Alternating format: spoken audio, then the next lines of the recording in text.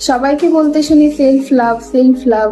তো আমার কাছে না এই সেলফ লাভ বিষয়টা এতদিন পর্যন্ত কেমন একটা স্বার্থপরতার মতো লাগতো, কারণ আমি মনে করতাম যে আহ, নিজেকে বেশি ভালোবাসবো কেন?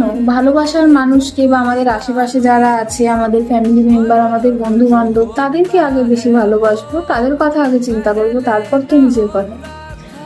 আমি কখনো চেষ্টাও করিনি নিজেকে বেশি ভালোবাসার, কিন্তু সময়ের সাথে সাথে এটা হয়ে গেল, আমি এখন নিজেকেই বেশি ভালোবাসি। তো তারপর গিয়ে বুঝলাম যে হ্যাঁ, নিজেকে বেশি ভালোবাসাটা জরুরি, কারণ নিজেকে ভালোবাসলে না একটা মনের মধ্যে আলাদাই তৃপ্তি থাকে, আমাদের মন মেজাজ তখন ভালো থাকে।